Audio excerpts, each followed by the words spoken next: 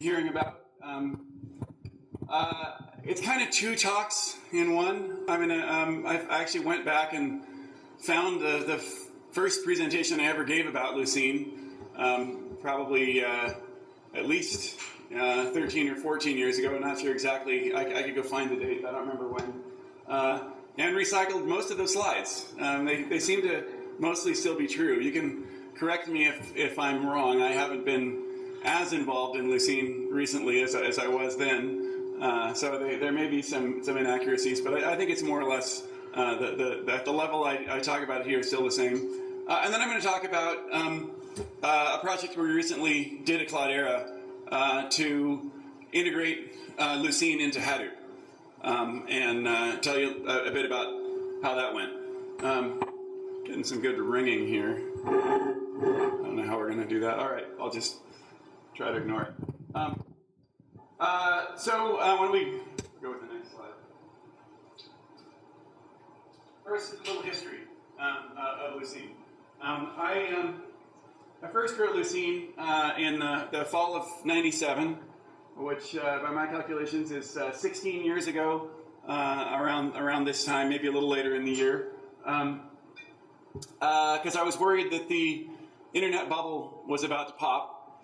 I was 3 years early, and I was worried I was going to lose my job. I was working for Excite then on web search, and wanted to have something in my back pocket that I could go to as an income source.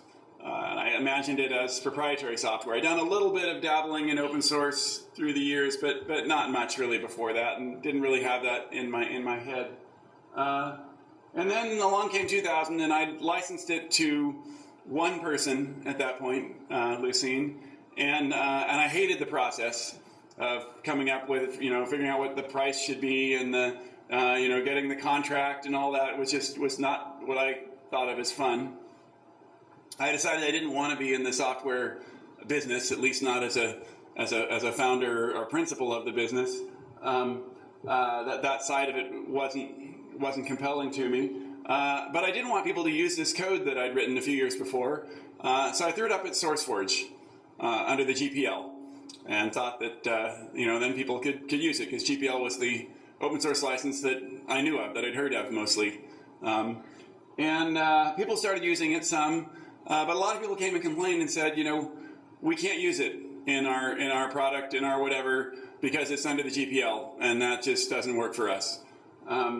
And I don't remember their detailed reasons. I can imagine them now, knowing a little bit more about open source licensing. But mostly I was just annoyed. I was trying to give something away, and people were saying that the terms that I was giving it away under, they made it so they couldn't use it.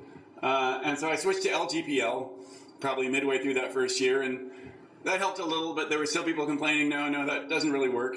And around 2001, some folks came to me from Apache Jakarta. Who remembers Jakarta? Anybody? Yeah, that's pretty good. Not everybody's a kid in here. That's good. And invited me to bring Lucene to Apache. And so I asked the people on the mailing list, what do anybody, everybody said, oh yeah, Apache's cool. We should go there. And I was like, okay, because I didn't know anything about Apache. And switched to the Apache license. And so that happened in 2001. And I've never since heard a complaint about the license. For anything I've been involved with at Apache. So at a very simple level, I think that's a really great endorsement of the Apache license. That you can write software that people can use if that's what you're interested in. And that was predominantly my interest. It remains my interest.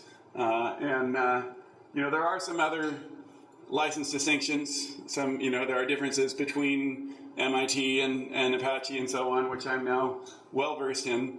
But fundamentally, I think Apache works pretty well as a license. So kept acquiring users. Around 2004, we left Jakarta. Jakarta was a so-called umbrella project, which at Apache was discouraged. And so Lucene became its own project in '04.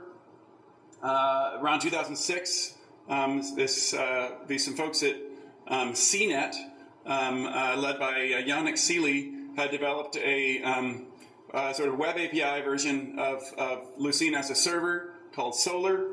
I think originally it had an A, but there was some worry about Sun maybe not liking that name, so they dropped the A cleverly. Solar was added, I think, originally as a Lucene subproject. Eventually, as you're probably all aware, Solar and Lucene merged into a single project.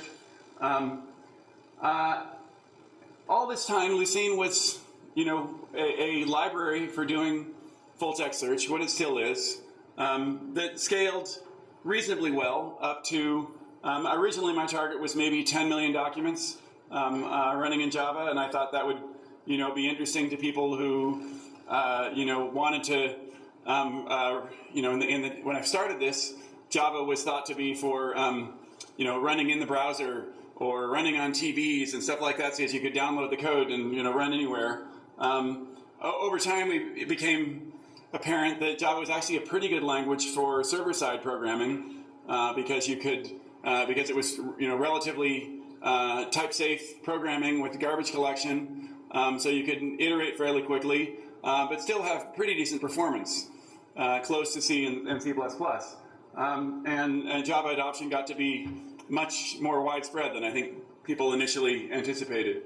But it was still a single node solution, single node technology, not distributed. Somewhere in there in the mid-aughts, is that what you call them? Aughties. I did for a time start a project trying to make a distributed version. My employer at the time wasn't really interested in the project, so I figured I shouldn't be working on it too much, and never came to much.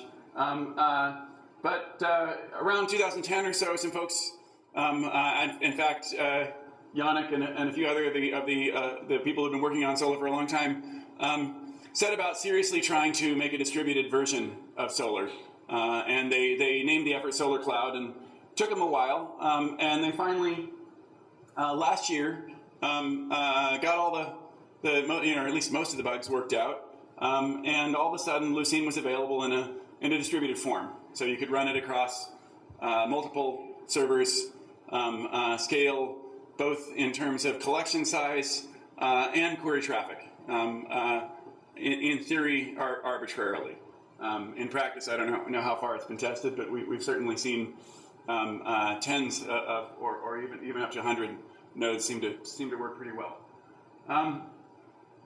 So in the meantime, I'd gotten involved in this other project called Hadoop, which had distracted me from, initially Nutch starting around 03 and 04, and then Hadoop split out of that in 06, and I had my hands full working on that, and hadn't paid much attention to this, but still, always had a soft spot in my heart for Lucene.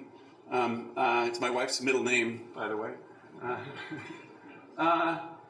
And so I was eager to see if there was a way we could bring the two together. And so earlier this year, Cloudera announced a project that brings search really as a first-class citizen into the Hadoop world. You can go to the next slide. But first, we're going to go back into the old days. This is an ancient slide, the next few are, of Lucene's architecture. The idea is that most of the magic is in these boxes. And you've got the index creation and access, that there are tricks to efficiently maintaining an inverted index, which is what Lucene uses. So for every word in the text, you keep track of all of the locations where that word exists, which if you're indexing large volumes of text, means a lot of updates. Creating index is a very update-intensive process, and updates of a certain sort. And if you try to do it in naive approaches using, say, a relational database, it's pitifully slow. So it really benefits to carefully optimizing for this problem, which is something I'd spent the preceding 10 years before I worked on Lucene, working on various indexing algorithms, so something I was familiar with. And then there's search algorithms you build on top of these inverted indexes to match queries and, again, try to do so efficiently as well as returning the results that people might want to see. The storage and analysis layers were more plug-in points. Storage being where the index is stored and the way it's represented. You might want to do that in different ways. And analysis is how you're going to get words from text. Again, you might want to do that in different ways.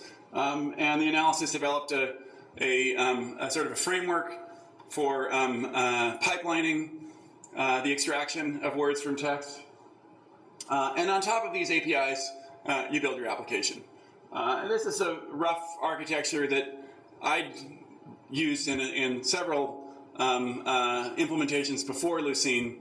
So again, it was something I was fairly comfortable with, and recycled again for Lucene.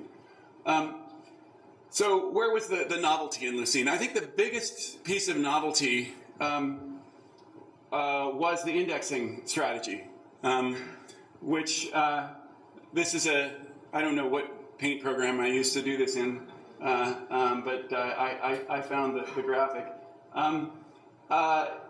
This illustrates roughly the way Lucene builds indexes. The idea, I don't know, can you guys hear me okay when I walk out here away from the mic? Is you've got documents that you're indexing along the top. They look like scrolls, but they're documents. Before the little corner folded down icon became that old. Question way in the back? You can't hear. Okay, let me get the mobile mic.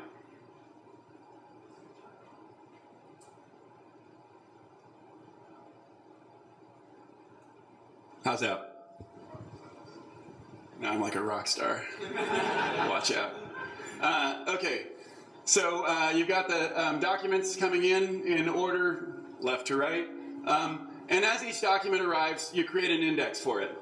That's an index. So after the third document is added, something is triggered to merge those indexes into a single index. And then you delete these ones, leaving this one to represent the index at that point. Is the algorithm. Then 3 more, another index of 3, 3 more, another index of 3. Then again, a merge is triggered, and you get one with 9. So in this case, we call this the merge factor in Lucene, and here it's 3. Typically, a larger merge factor is used, 10, 40, something like that. I don't know what the state of the art is, but I believe this is more or less the algorithm that's still used by Lucene. So what you, in effect, have is a stack, which indicates the currently active set of indexes, and the others are all things that have been garbage collected, removed. They're no longer needed. And what it is effectively is a merge sort turned on its side. You're doing the same set of comparisons and the same merge operations you do in a merge sort, but in a different order, and keeping track of a stack explicitly as you go. That's the way to think about this. And doing it in such a way that you maintain a relatively small set of indexes at any time. Because what you want to do is you want to search as few indexes as possible, because each of these is, for each word in the query, going to have a big contiguous block on disk, which is the set of locations of those terms. So you're going to do some big sequential reads, and you'd rather do fewer of those. You want to make your reads sequential. You don't want to do a lot of random reads. And you want to do as few of those as possible. So you're minimizing seeks, if that makes sense. So that's the basic underlying novelty, I think, that was in Lucene at the beginning. Some things to observe about that is that you can incrementally update reasonably well over time. At the time, the merging was synchronous. It's since been changed so it's done in the background. The bulk of the index winds up in these larger segments. The small segments end up predominantly in memory.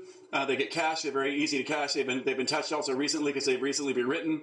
So you don't end up doing actually a lot of I/O for searching those recent small ones. The I/O tends to be concentrated in the old ones. And you can, let's see, what else I'm going to say. It actually gives you, you can do a thing called an optimization where you merge everything into one segment at the end. It's commonly done. And it pretty much minimizes the seeks on an incrementally updatable index. We can skip to the next. So in terms of search, I think most of the search papers, at least that I was reading at that time, used a different approach where they cached or they kept intermediate result sets in memory, which isn't so scalable. So if you've got a 6-word query, you take one word and you pull its result set into memory, and then you take the next word and you'd merge those result sets in memory and keep merging and scoring as you went. Rather, Lucene from the outset used a streaming approach where you'd merge because these lists of documents are all sorted by document number, you could merge them and stream through them so that the amount of memory that was used during searching is proportional to the number of terms in the query rather than to the size of the collection. I don't think a lot of people were doing that then. Again, seems fairly obvious. And then we built up a library of different sorts of query operators using that approach. Booleans, phrases, span queries. Anybody here ever use a span query in Lucene? Hey, one. All right. Nobody ever uses those.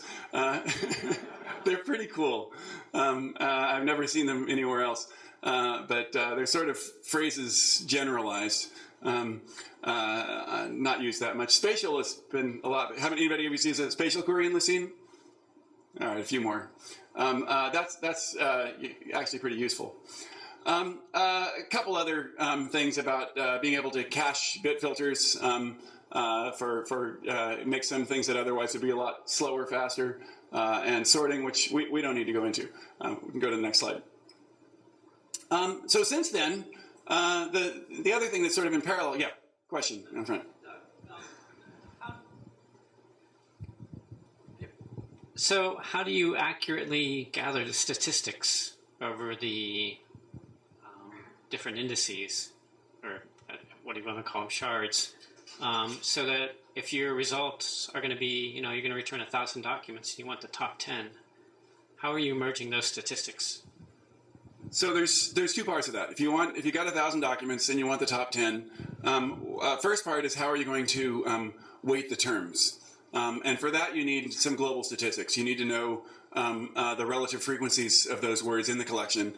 And for that, Lucene maintains in each segment the frequency in that segment. So you can ask each segment for those terms how many times and sum those up. Relatively straightforward. Then when you're searching, you keep track of the top 10 you've seen so far. And as you go, if you see a new one who scores higher than the 10th, then you put it in the set and you throw the 10th one out. Does that make sense? And incrementally as you go along, then you're maintaining the set of the top 10, and then at the end you've got the top 10. And again, you're not using memory proportional to the collection, but instead memory, in this case, proportional to the result set size. Does that make sense? Okay. So in concert with the technology maturing, and there's been lots of other things added on top of Lucene, and not just including Solar, there's been this community that's really grown up around it. We've added the highlighter to give you highlighted search results, completion on as you're typing, showing possible completions of the words. We've all grown accustomed to this on Netflix, which uses Solar and Lucene, on you name it. A lot of product search engines based on this stuff now. Spell checkers, things that will propose alternate terms that you might have meant. These all got added as libraries. Solar came along, which we've already talked about some, and obviously use as well. So these are some sites that I could come up with quickly that are pretty well known. LinkedIn search, Twitter search, Netflix, Apple, Salesforce are all Lucene and or Solar based that I know of, and there's probably lots of others.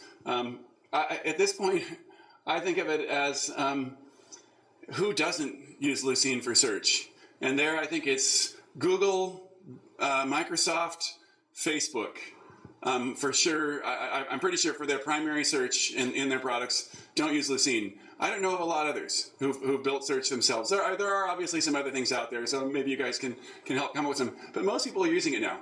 And the reason for that, I'd argue, is not that Lucene was the best search technology ever, but that it was an open source project. And it was easy to adopt, and there was a community there to support people. The license made it something that you wouldn't be frightened to use. You wouldn't worry about a vendor coming back and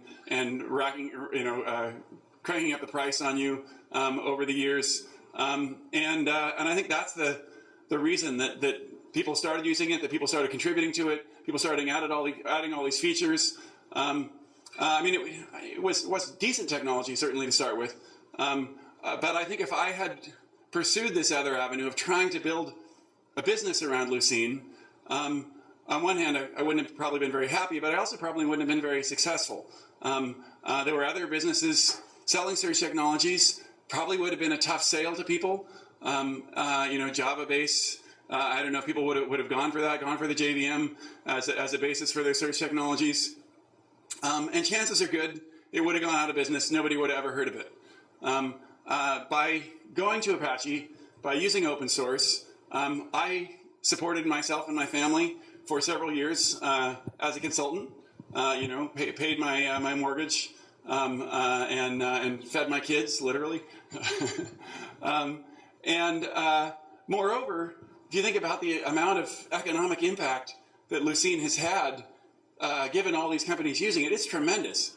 Way more than I think a little startup trying to build around it could have ever had if it had been proprietary.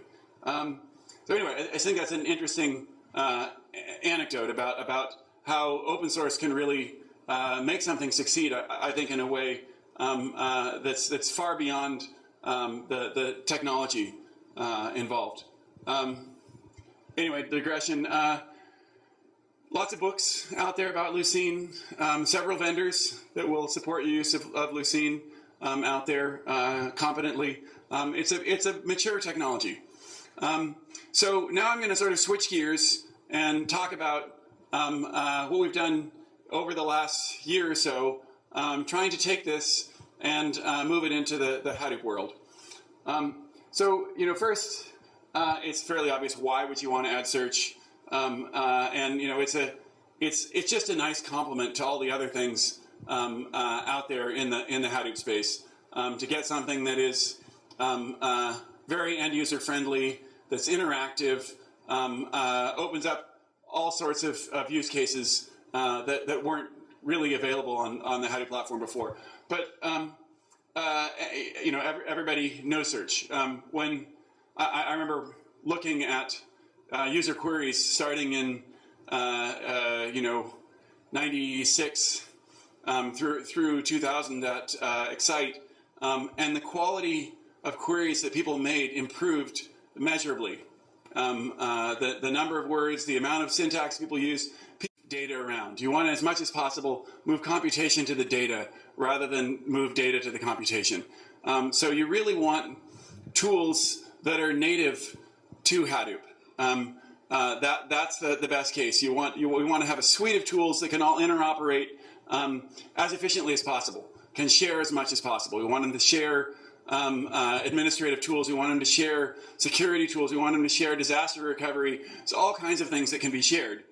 And so we really wanted search to slot in to this. And so the core element of that is in Lucene, that the state of Lucene is indexes. We can go ahead to the next one, please. We figured out, actually I think it's the slide after this I want, but I'll go ahead and talk to this one. So we've took Solar. There's a couple of different distributed engines for Lucene. There's Blur, which Aaron McCurry here tonight is working on. There's Elasticsearch, and there's Solar Cloud are the three primary ones that I know of that build distributed search on top of Lucene. We selected Solar Cloud because it has the most mature interface and user base. Sorry, Aaron. It's been around a long time. And we also like the project governance being at Apache. Elasticsearch is not an Apache project. We weren't confident that we could make the changes and make sure they made it upstream should we need to make them. And we integrated it with CDH. The search stuff that Cloudera has done that I'm going to describe is all open source, all under the Apache license. As much as possible, we've pushed the code upstream into the relevant Apache projects. It isn't a huge amount of new code that we've written in order to do this. It's mostly little bits of code gluing things together, a few new components. And I think at this point, almost all the pieces that we can figure out where to push upstream have been pushed upstream, and the other ones we're distributing ourselves directly from Cloudera. So next slide. So the biggest hard part was actually figuring out how to get search onto HDFS. And this was the problem that Aaron had actually already solved for us. Years ago, I had, when we were implementing Nutch, before it was called HDFS, it was called NDFS. I'd done indexing and put the indexes in NDFS and tried searching on it, and it was hideously slow. And if you ask anybody, why not put your indexes in HDFS, everybody say, oh yeah, I tried that, horribly slow. Just doesn't work. There's a couple other issues about that we don't go into some technical issues, but you can work around those without too much trouble. But once you tried it, you found out it was just horribly slow. So Aaron actually took a little time and figured out why it was slow. And it wasn't actually anything that deep. I hope that's a fair assessment. The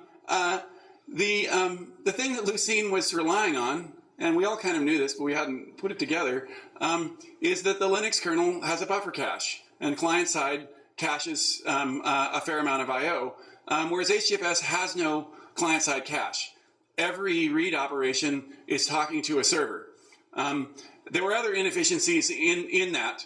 In random IOs were particularly slow, but what it really took was just a client-side cache, which Aaron built in Blur, and we robbed, and now it's a part of Solar. I don't know if that's going to get shared between Solar and Blur, or whether I think you've now rewritten it again in Blur since then. But so that was actually the key component. Once you've got an I/O cache on the file system, we found that search was about as fast in HDFS as it was on the local disk, and that's not with a huge cache. It's not like we're caching all of the reads by any means. It's a relatively moderate, LRU moderate cache makes a huge difference for Lucene, because that's what Lucene had been tested against for decades and optimized against. Was assuming a cache that was smaller than the entire index, but some significant size of the index. So that was a huge help. Thanks, Aaron. And was the biggest obstacle, really. And we can then rely on all the other features of HDFS in terms of reliability, in terms of authorization, and this other suite of tools which are being developed. Yeah. That cache code is now upstream in Solar. It's been merged upstream. The cache code that's used in Cloudera Search. I'm just asking if other implements would be So it's an implementation of Lucene's directory API, which may or may not be the way you want to use. I think what would be more generally useful, and I'd be surprised if there isn't one out there, is an implementation of Hadoop's file system API that cache reads on another file system. The other option is just to put client-side caching directly in the HDFS client, and I think there's an effort to do that. So that code is out there, but it's probably not in the form that is useful to other Hadoop users. It's useful to other Lucene users. Okay, we can go to the next slide. So now I'm going to talk through a little bit about some of the other bits of glue that we needed to add to really make Solar what I think of as a first-class citizen in the Hadoop world. First, Solar already has support for document conversion in Tika, so we use that and configure that so that you can take PDFs and Word documents and so on. That wasn't too hard. But there's other things we wanted to enable, other points of integration on the indexing side that we had to add. First is MapReduce based indexing, and there's two flavors of that. Next slide, please. First is a straightforward one. Batch indexing. You've got a big collection of documents. You want to do some processing on them. Maybe you want to do link analysis, like PageRank or other sorts of things. You can run multiple MapReduce steps, but then at some point you're going to have a reducer which will create the indexes. And so we've added some simple tools so that you can write MapReduce jobs very straightforwardly, which do this, which build indexes, and you build a shard in each reduce task. So this is the most efficient and scalable way to do bulk indexing.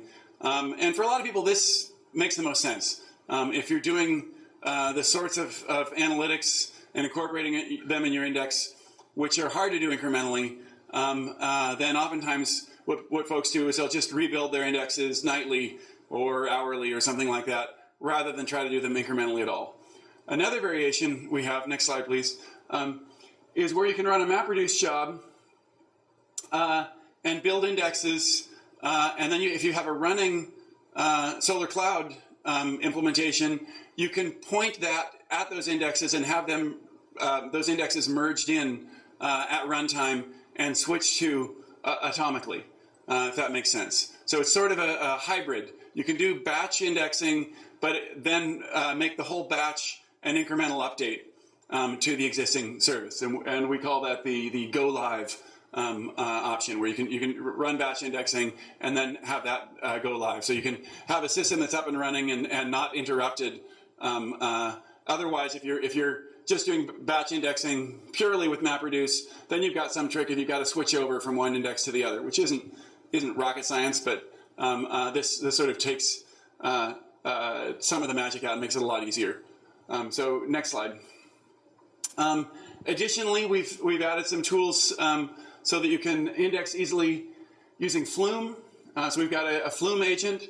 If you're familiar with Flume, people familiar with Flume?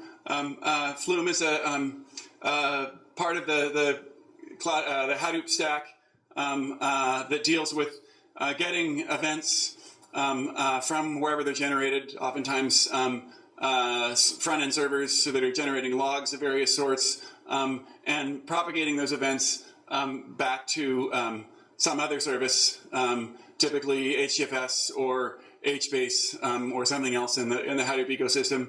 And so now we've made indexes, Solar Cloud indexes, one of those places that you can route events from Flume into. So next slide, please. Another one is making it possible for HBase changes to be automatically propagated as they're made into an index. So we plug into the mirroring mechanism that's built into HBase so that every change as it's made gets sent along. This is some code that we developed in partnership with NG Data, people who make Lily. They've been doing something similar to this for a while, so we've collaborated with them to build this. So now you can, as each change is made in HBase within seconds or so, those changes are reflected in the index, so incrementally adding them. As with the Flume one, I should mention that. So that's in Lucene and Solar speak near real-time indexing. So what you think of that as within seconds of the time that the change is made, it's visible in search results. Next slide, please. For all of these, we've developed a library to simplify things called morph lines. So if you're doing this kind of stuff, if you've used Lucene, if you've used any of these things, you end up writing these simple programs that are application specific, but they're kind of tedious. It's like you've got a log event that's come through Flume, and it's got a certain set of fields, and you want to map those fields to fields in a Lucene index. You want to drop this one on the floor, and it's kind of boilerplate code. And you've got to, you got to do the add document at the end, and so on. But you get tired of writing it over and over again and maintaining it. And so we came up with a thing called morph lines, which is actually looks like a great big config file, but it can have bits of logic in it, and you define pipelines that you can process documents through on their way to being indexed. And so it makes all these kinds of things of mapping fields, doing conversion. All these things are morph line operations. And as I said, you can embed little bits of Java in it that get compiled when it's loaded. And it really becomes kind of an ETL engine that feeds into primarily Solar. You can use it for other things as well. This is the initial application that we've developed it for. But we think it's actually a pretty interesting tool. I recommend. It's got a great manual and so on online, and it takes a lot of that repetitiveness out of building search applications. Of each time you see a new kind of document, mapping it to the fields in your index that you're already using, and so on. Yeah. What is the config language? Does anybody remember what it's? I think it's what? No, it's what's it called again? It's JSON-like. It's almost JSON, but not quite. YAML? No, it's not YAML. I think it's like some slight extension of JSON. It's got an acronym. It's a name, but it's escaping me right now. So nobody here's going to help. All right, we can look that up, but it's not XML. If that's something that would make it not useful to you. Anyway, so that's morph lines. Pretty nifty tool. Next slide, please. Another way, I should say, morph lines is just a library that you can include. It has no runtime service component. It's just something you use, and then if you've used it, you configure it with these pipelines that you want to use. So here's an example of I don't actually have the script of a way that morphline can be used. If you've got syslog coming in, then you can use the read line command in morphlines to get each line from the input. You can do some regular expression matching on that, and then do Solar indexing based on that. So there's some built-in commands in morphlines that takes a set of 3 commands in your pipeline to take syslog entries and turn them into documents that can be indexed in Solar. And the idea is you can actually reuse these pipelines in multiple applications if you want. Anyway, once again, I suggest look at the documentation. It's a pretty cool system. So next, please. Another thing we added is a nice way to build search interfaces. Again, if this is something you're interested in, you can look for I think if you search on YouTube for Search Hue, you can find the demo that this is built. So it starts with this. Basically, this is a web UI that talks to Solar and starts out just showing pretty much the raw XML or JSON back from Solar, and then entirely in the browser, you can modify how the search results look until you hear where in this demo it's searching a collection of tweets. You can have it highlight matching results. You can have it look up the icon for the user who made the tweet. You can turn on faceting. it's a pretty simple way to build up a pretty nice, and you can add a link to the actual tweet itself. So this is just a link to a field in the document. It's not, again, it's not rocket science. It's the kind of web UI which anybody could build in an hour, given Solar's JSON web API. But here's a way to build it in 5 minutes instead, much easier. That's now built into Hue. So that's a pretty handy thing as well. Next slide, please. So to sort of sum up what we've done here in trying to bring search into Hadoop, we've added tools so you can have events from Flume flow into the index, events from modifications to HBase flow into the index. We can, with MapReduce, either make changes that in batch jobs that end up talking to the Solar index and are affecting a running system, or you can make them directly into HDFS and then restart Solar looking at the new indexes. And then for queries, we support this Hue thing, but we also support all the standard Solar web APIs. And so you can use any existing app that can talk to Solar or build some new custom interface. So it's we're pretty pleased that we've managed this level of integration. Next slide, please. If you're a user of Cloudera Manager is Cloudera's proprietary tool for managing clusters. You can now deploy and configure and monitor the Solar Cloud running within Hadoop as well using Cloudera Manager. Next slide. Okay, I'm almost done here. Oh yeah, I wanted to go through a couple of different sort of classes of use cases that we've seen that this opens up to Hadoop users. So if you guys are, heavy search users, maybe this is stuff you're already aware of. But so one thing we've seen people do is now they've got some data set which they were already bringing in to Hadoop, say in this case log data, and using to do say reports at the end of the day about how their system was being used. Now they can have that same data searchable within the same system. So we can, this is the case of new use cases on existing data. So multiple uses of the same data in the Hadoop cluster is one way we've seen people taking advantage of search. Next, please. Another one is it can help motivate people to bring in disparate data sets that weren't together before and put them in one place and then be able to search them and use other tools within Hadoop.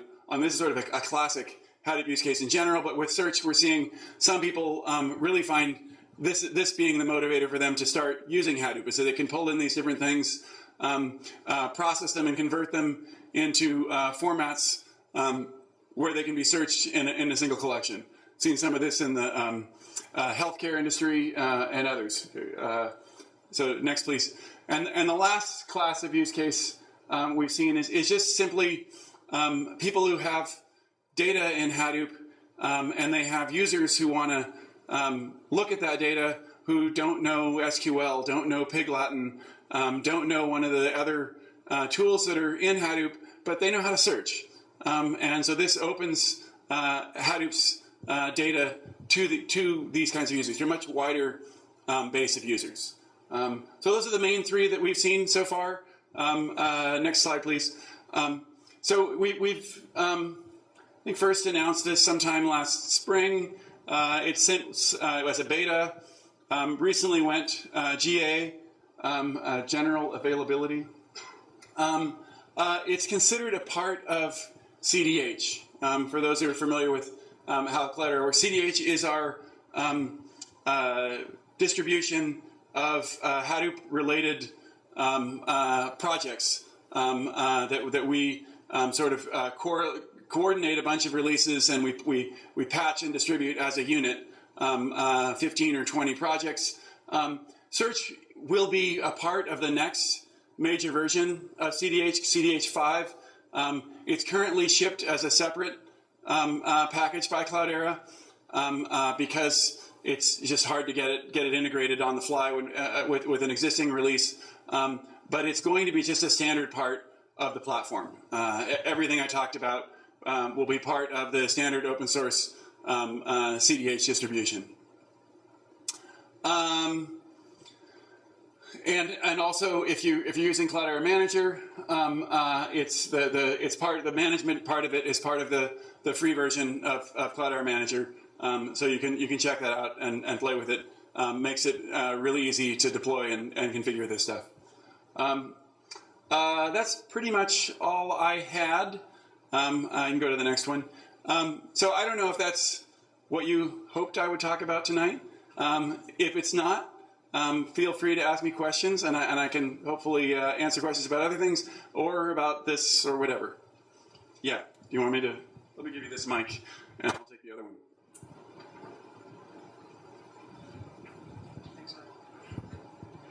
Doug, can you describe any differences, if any, between Solar Cloud that's delivered or built under Big Top and the version that Cloudera is distributing with CDH? There are none that I know of at this point. I think as far as I know, we've merged everything upstream. I mean, there were when we first shipped the beta, for example, the cache wasn't yet. We hadn't pushed anything upstream yet because we wanted the surprise launch effect. But as far as I know now, everything that is obviously belongs in Solar Lucene has been pushed upstream. There may be patches where we found a bug, and the general process, the way Cloudera works, is if a customer reports a bug and we say, oh, yeah, that really is a bug. We file it in Apache Jira, we patch it in Jira, and we distribute it to customers, especially if it's a critical bug, before the next release from either Cloudera or Apache. But committing it to Apache is almost always the first step before it's distributed to anyone.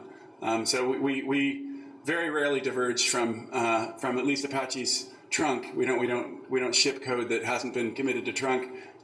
We do sometimes diverge from Apache releases because we're porting things to older releases.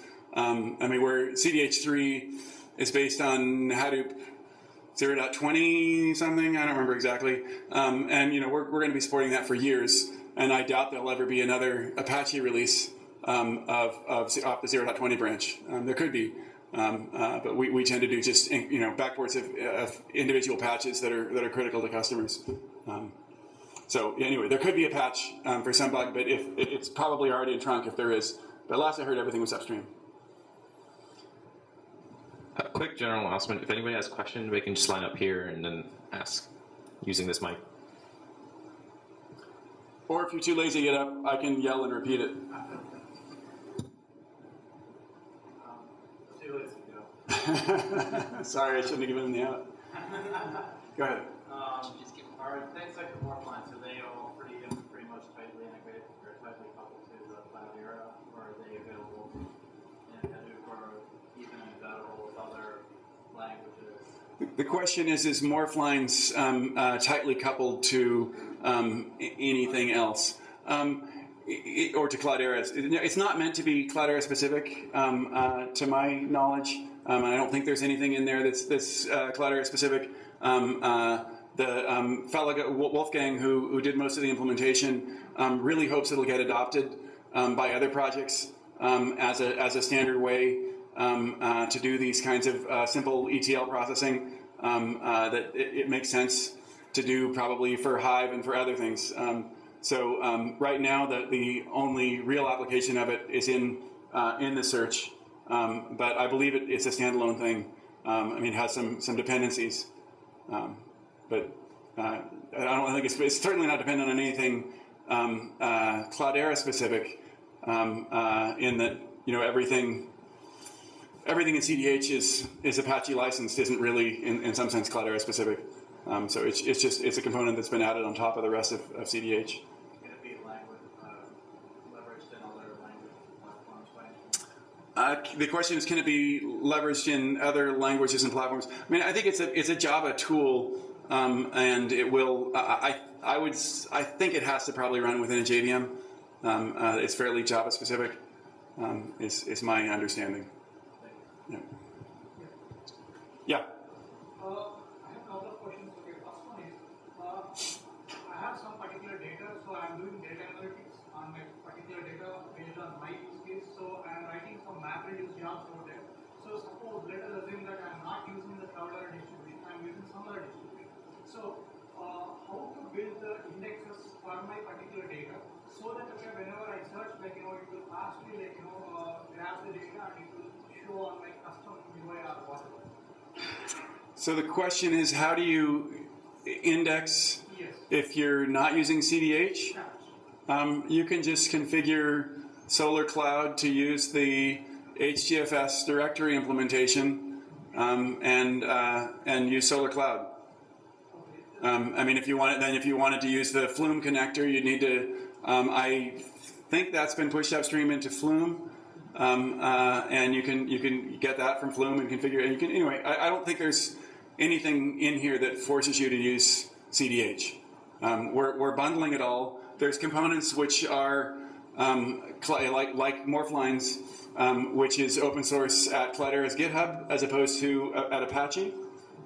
So if you wanted to do all of the things I talked about, some of those you'd need to get from Cloudera's GitHub if you're trying to build it on a different distribution. But I don't think there's anything that wouldn't work, with the exception of Cloudera Manager. Obviously, that's the only part that's Cloudera specific. If I'm using Cloudera, it's already available in the form of Cube, so directly I can use it, right? It's available from Hue. There is an integration with Hue. Yes. Yeah, so I need not do anything specific if I have Cloudera. The question is, do you need to do anything specific if you have Cloudera? Currently, you need to install it separately because it's not yet bundled in with CDH. In CDH 5, you will need to do nothing special. All of the search APIs will just be there. If you need to launch the search daemons when you configure the cluster and launch the cluster, because search has separate daemons from MapReduce and HDFS. So suppose, the other question is like, suppose I have Cloudera, so let us assume that it's bundled everything, so I have a beautiful Vue interface, so where I can do my custom search on that. So does this particular custom search on the Cloudera distribution, so does it search everything from the HDFS stuff, or does it also take care of like all the data from non-HDFS also? Like non-HDFS, I mean like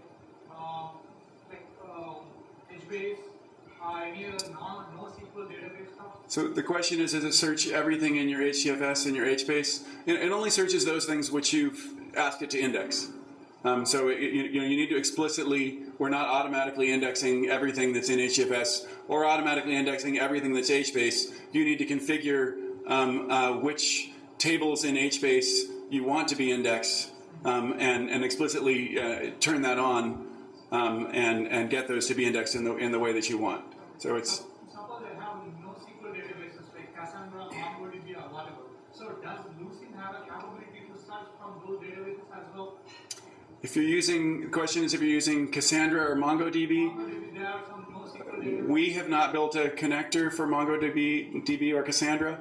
One could, I imagine, but we haven't done that. Okay, so far it's only supporting for HDFS and the HBase.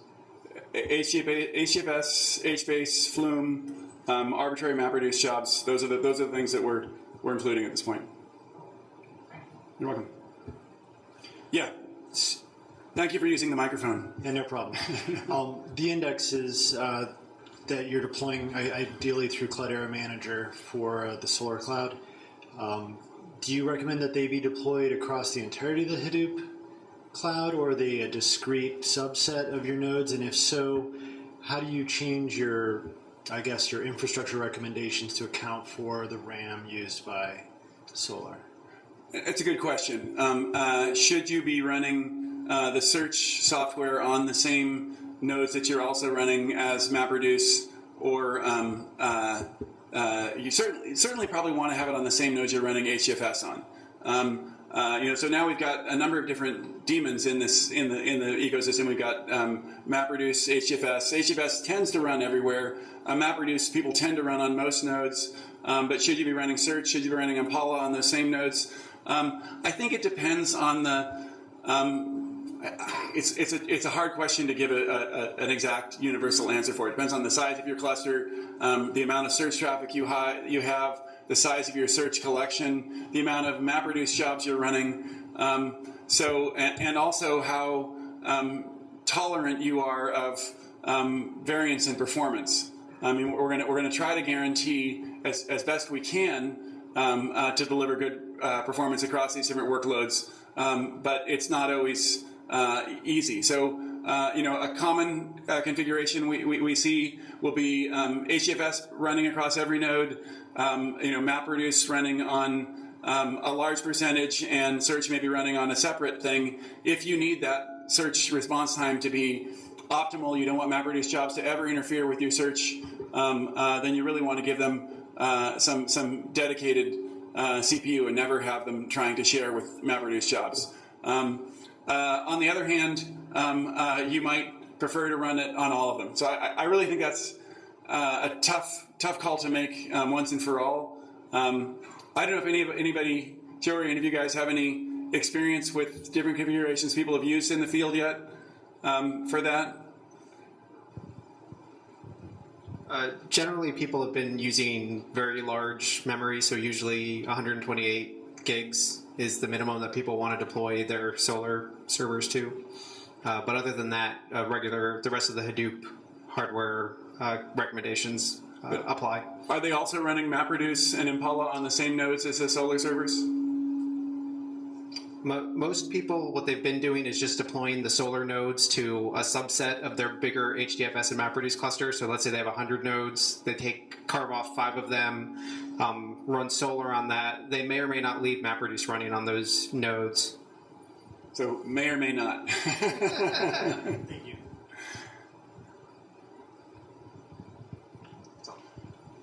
So, follow-up question. So, to Joey, just 5?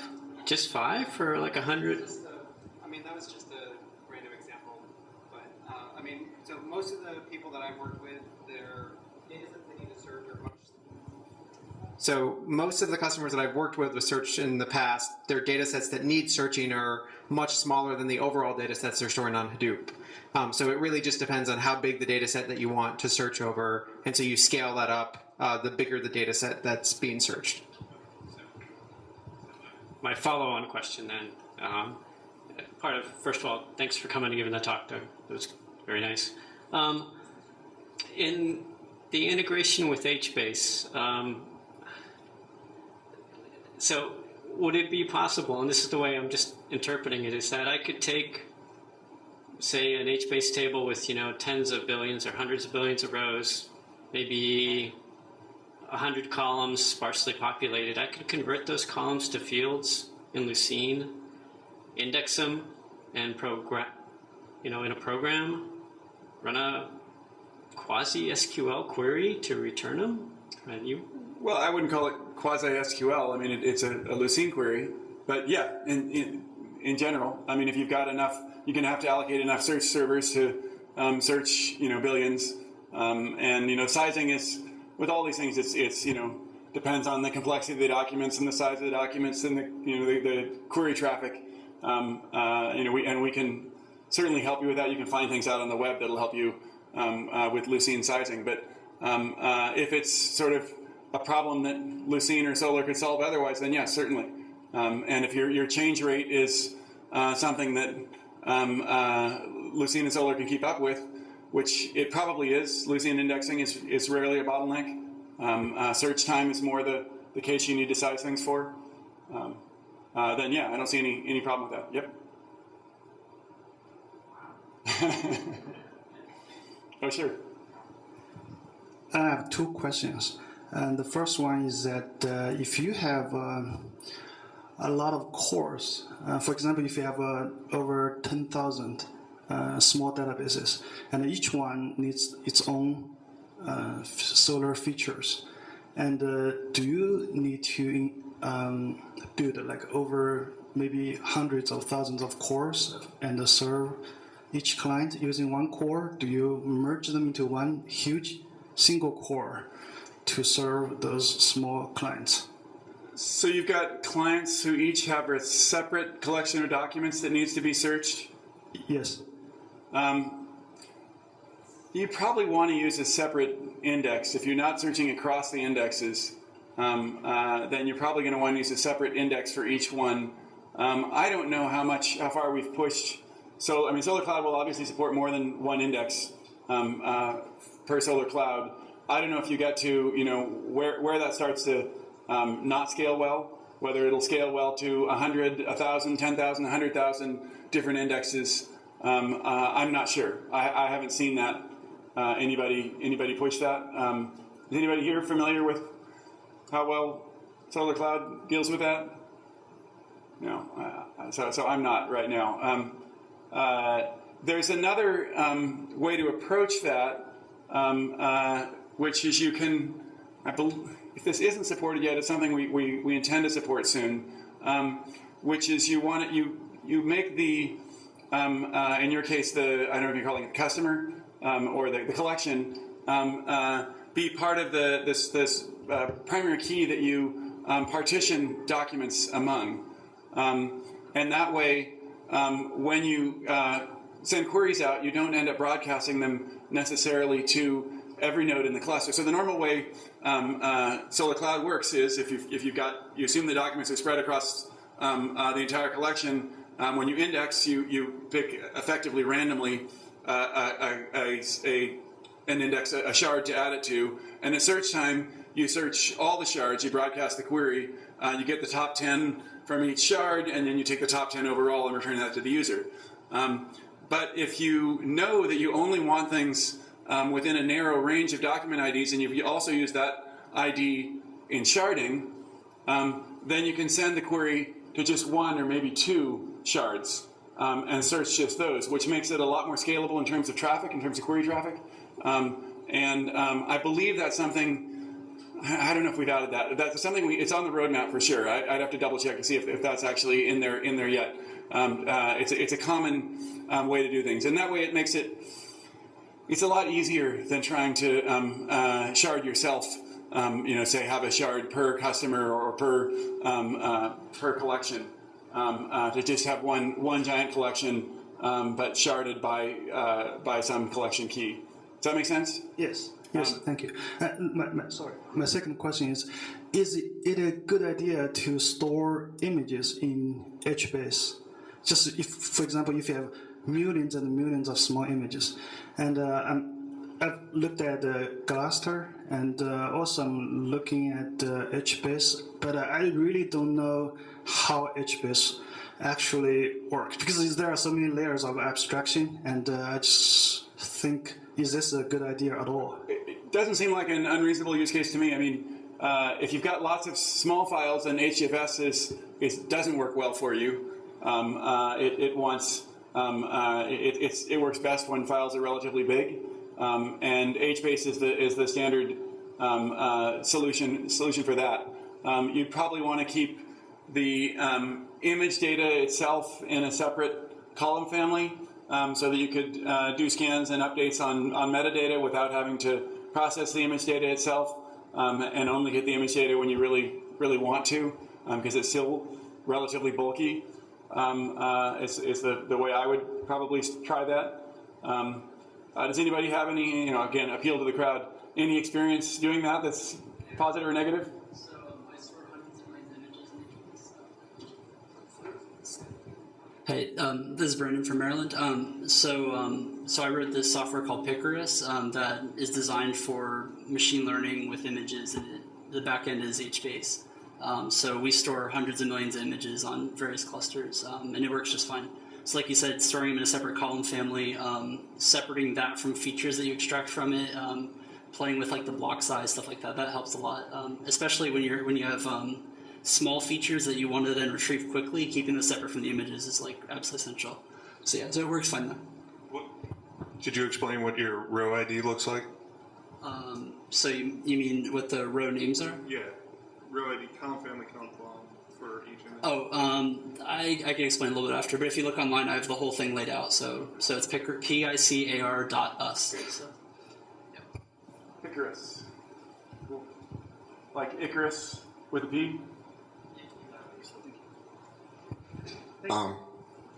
So I had an index with text and numeric fields, and I wanted to do some Boolean queries against the text and numerical fields. So I ended up, because the query parser by default only deals with lexical queries, so I ended up extending the query parser so I could deal with the double fields or any other numerical fields. I was wondering if you had any other. Is that the right approach, or should I have done that differently? No, that sounds reasonable. I'd be sort of surprised if there isn't a library out there that does some of that. I mean, there's a lot of stuff for dates and for other things that are number-like. I can't right off think of whether I've ever seen something that supports arbitrary, like doubles and stuff. But I kind of think I have. So I'm a little surprised you had to invent that. But that's the way you'd want it. I mean, you want to do it in the query parser and turn them into a format that sorts the way you want it to sort. And then, of course, there are going to be strings underneath. And then, you can use range query to do the searching of numeric ranges and so on. So, yeah, that sounds reasonable. Okay, and I had 2 more questions. I was just wondering if you had any best practices or, like, other than moving the computation to the data, and you mentioned streaming the result instead of bringing the whole collection into memory. So I wonder if you had any other best practices, and also so wondering your thoughts on Accumulo versus HBase. Do you have any thoughts on that? Just curious. I'm sorry. I don't know if I have any. There's lots of best practices. I could go on a lot about that. So but why don't I go with the last one? I seem to get the best laugh, which is Accumulo versus HBase. I think if we could all start over, there might not be both Accumulo and HBase, but we've got the two now, and they do different things. Some each better than the other in some places. And Cloudera now offers support for Accumulo as well as HBase. It hasn't been as fully integrated into all of our other product offerings as HBase has, because we've been supporting HBase for 3 years or more now. We've just recently started supporting Accumulo. I think initially, we were supporting HBase and Accumulo came out, and we thought, well, maybe the features will get added and people will switch to HBase. And I think we sort of wish it would go away, because supporting another engine like that is a lot of work for us. It's a big commitment. But now we've decided to take that on. We've got employees who are very familiar with Accumulo. It's not at this point bundled into CDH, but it's certainly part of our support offering that people can get. So I think it's. I wouldn't, if it were up to me, I probably wouldn't adopt Accumulo if I wasn't using features that that only Accumulo had.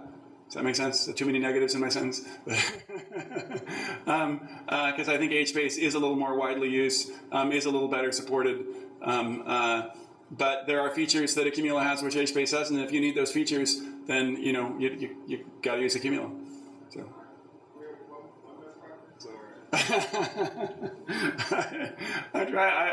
None of them are coming to mind. You got to give me a little more than that to work with.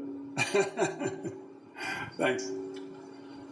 Is there any example of Solaris used in the synonym search, like in healthcare? The same term can mean the same, like different term mean the same thing, like heart attack, microartery infarction, they mean the same thing. Is anybody using that way today, and what's capability or library exists to do that kind of search? Yeah, I think there are thesaurus libraries for Solar. There's 2 ways people tend to do it. Is you can either do the thesaurus expansion at index time or do it at query time.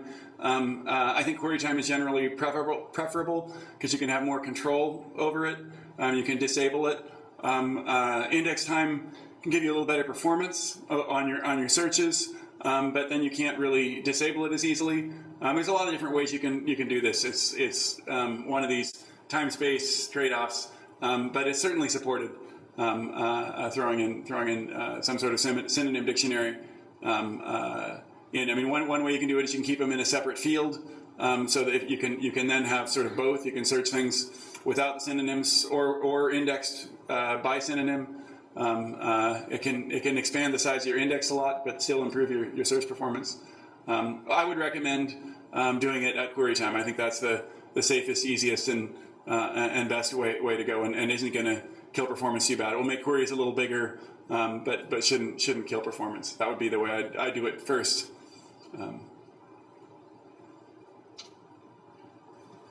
Yeah, I had a core Lucene question. In the beginning, you mentioned that the amount of memory used for a query is based on the number of terms in the query, not the corpus size or the number of documents in the corpus. Could you expand on that, or correct me if I'm wrong, and maybe work through a little example? Sure. Basically, you got to read these lists of documents. You want to read them with and you assume that they're stored contiguously on disk. So you've got to search for Solar and Lucene or something like that. You've got a list of all the documents that contain Solar and maybe the position within those documents, and all the ones that contain Lucene. Now, to truly constrain the memory, what you want to do is you want to limit the buffer size that you don't want to read byte at a time. Obviously, you're reading from two different places, so you want to have buffers big enough that you're not going to be seek bound if they're on the same device. Now, and if you're in HDFS, the chances of them being on the same device are lower. But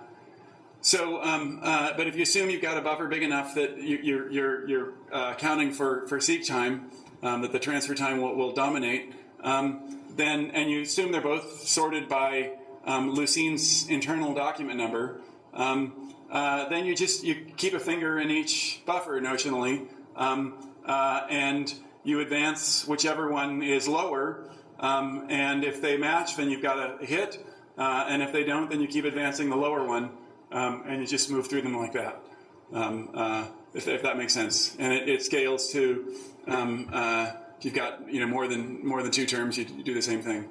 Is that simple enough? Okay. So we have a lot of good devs in the audience, and I was just curious if there's anything that you could say about where the community should be putting more focus. So something more broad about the Hadoop ecosystem, like is there a project that's missing or something that you see coming out of the industry that hasn't been worked on in the open source community, something like that? Well, the best thing to work on is always the thing that you need, it's. I don't advise people to build things they think people might need. But build something if you've got a user for it who wants it. And obviously you want to look a little further down the road and try to generalize that use and come up with something which has other uses too. And the art is not to overgeneralize and come up with something that tries to do way too many things and doesn't do any of them well. So it's not a total science. In the Hadoop ecosystem, it's hard, there's so many things going on right now. I don't keep track of them all. One area that I'm excited to see work in is the sort of combination of batch and real-time. So you've got real-time things like Storm, stream processing, and you've got MapReduce doing batch processing, and there's a lot of sorts of computations, sorts of analyses you want to perform, which MapReduce is really the best way to do it.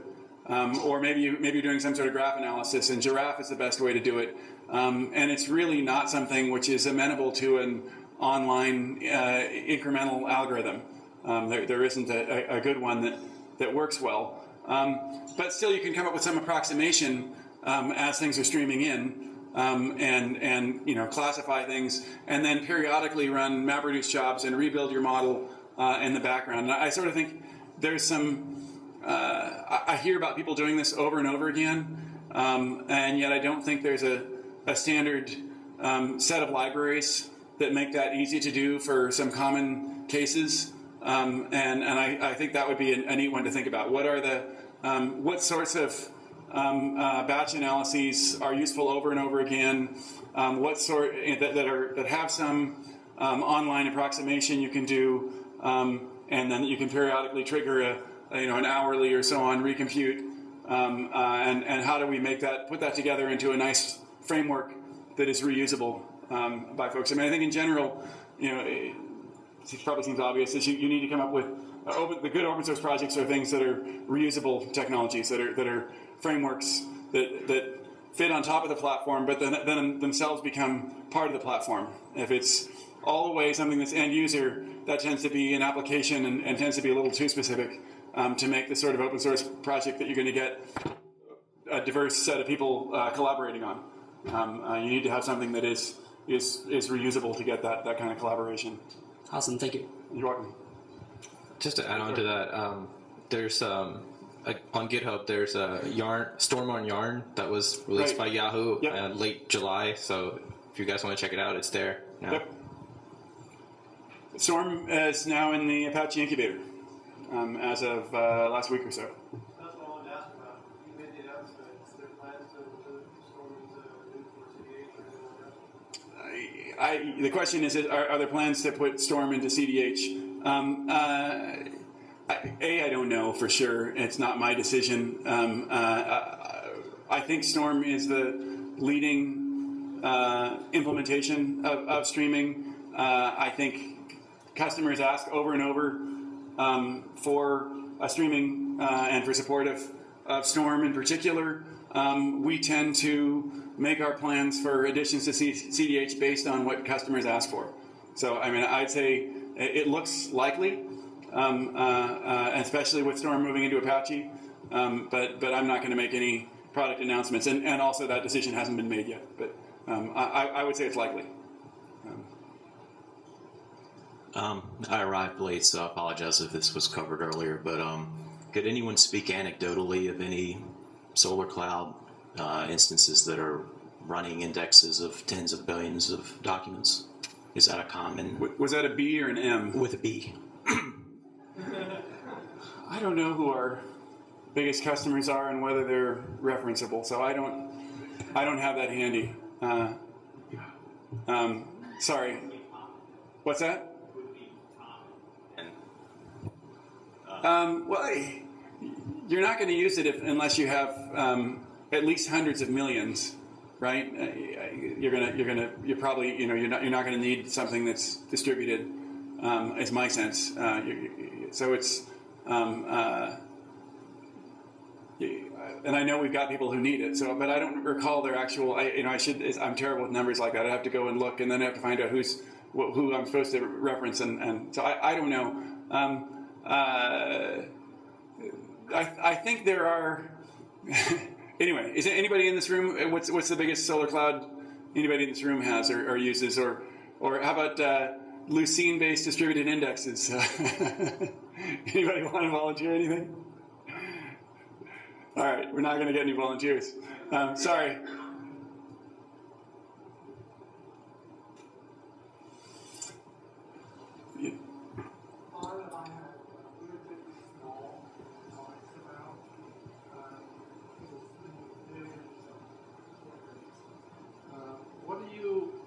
Do you recommend which database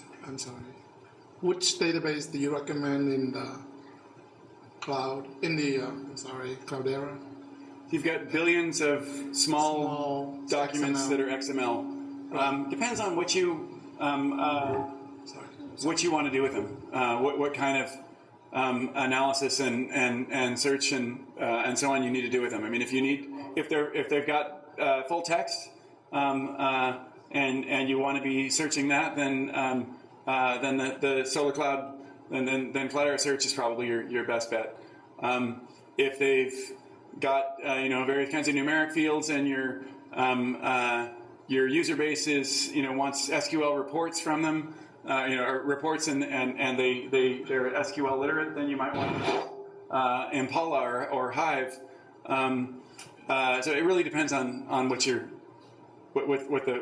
actual problem is. But if you've got full text, then I think Cloudera Search would be a good solution. And if that's the kind of searching that you need to do over them. Yeah. Here. I played around Notch a few years ago. It was very fun. I'm wondering what's the current status of this project? Who is using it for what type of fun exploration? I'm interested because I want to pick it up someday and continue to explore. It's a good question. Who's using Nutch? I think actually I'm trying to remember their name. There's a group that's putting out publishing a crawl of the internet, and I think they started using Nutch for some of that. It's kind of the problem with Nutch so some people I know use it to crawl their intranets and provide search for a private web-based network, but the fact that you can narrow Google search to a domain and that's free and out there on the internet takes care of a lot of the use cases. Why would you want to build it yourself? So it doesn't have, to my knowledge, a huge user base. It is still actively being developed, though. There are people who are definitely working on Nutch. I see releases come out. Is anybody here? You're raising your hand. Are you a Nutch user? It actually came up in a project this morning. We have a government agency that has tons of different little sub-agencies. We have like a main intranet we're using, but we also need to be able to provide search results for all these other little siloed, different platforms, websites and sub-sites and microsites and so forth. So that was actually one of the things that came up was like Nutch, right. Using Solar as our backend now, and we're certainly Antico for us. Uh-huh. So we're hoping to be able to dovetail all these together and then make kind of like a unified, distinguished search experience. So there's a case of an intranet, a private intranet, where you want to be able to crawl and search that.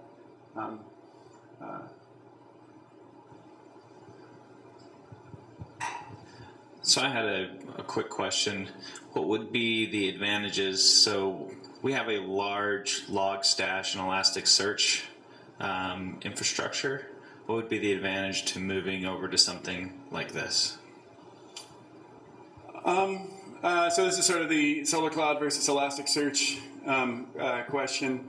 I think the level of integration with the rest of Hadoop is considerably greater here. So from an administrative point of view, you've got to, with Elasticsearch, be concerned about allocating space on the hard drives of those nodes and thinking about a little bit more about resource allocation than you do when the indexes are going to be stored in HDFS, and you can just not have to worry about that because you're already managing HDFS space on your nodes. Similarly, it depends on what sort of tools you're using for monitoring and for authentication, authorization, and so on. And I think those are fairly young at this point, the level of authentication and authorization we've got in Solar Cloud. But as those move forward, they're going to be integrated, at least in the version that Cloudera ships, closely with those we use for all the other components in the Hadoop stack. And unless somebody goes through the work of doing all that integration with Elasticsearch, you're going to see that overall level of integration with the rest of your Hadoop deployment. I assume you're using Hadoop already for some other things. We use Hadoop for some other things. If you're doing batch indexing with MapReduce, then you're going to definitely see efficiencies because then you're going to, with the Cloudera search, you'll be creating your indexes directly in HDFS and never having to move them out. Whereas I don't believe Elasticsearch has an option to read indexes from HDFS directly and search it out of them. So you have to then be moving them back out, and so you wouldn't be able to take as direct advantage of MapReduce. And not to mention, I doubt they've got the HBase integration and things like that at this point. But those things could be added. I don't think they're there today. Okay. I mean, we play some tricks. I mean, somebody brought up, Gluster and some of those other file systems, and we play some tricks with those to get some additional redundancy and some parallelism. My concern is latency. Given that, query latency or indexing latency? Query. So if your indexes are stored in HDFS, is this Solar Cloud smart enough to co-locate whatever engine is going to be reading that particular part of the index with the cloud process or your Solar process? Over time, they are co-located simply because you're modifying the index from the node, and HDFS always writes a copy on the local machine, so it stores one replica, or generally stores one replica on the machine where it's written. I don't know about at startup how much work we do to co-locate. We've done a fair amount of benchmarking, and we don't see a marked difference in latency between Solar Cloud running on HDFS and Solar Cloud running on local hard drives. Now, maybe there's some pathological cases we haven't tried yet, but we've seen the performance to be pretty comparable. I know, Aaron, you've got similar experiences with Blur. Have you found that ever to be a problem, that you don't have the index co-located with the search daemon? Typically, what I've seen is when it misses the block cache. Typically what I've seen is when it misses the block cache, it has to read from HDFS, and it's effectively like if you missed in a file system cache it and you had to go to disk anyway. You're looking anywhere from 2 to 5 milliseconds to fetch whatever you're fetching, regardless if it's on disk or if it's across the network to HDFS. So they're pretty close misses in either case. So what we do is we just replace the entire file system cache with the block cache on every machine that we run our search on.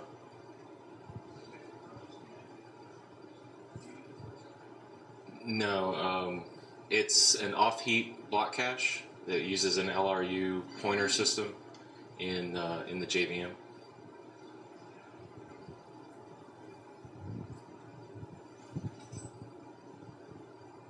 All right, last question. Anyone have one last question? Going once, going twice. Thank you all very much. Thank you for coming.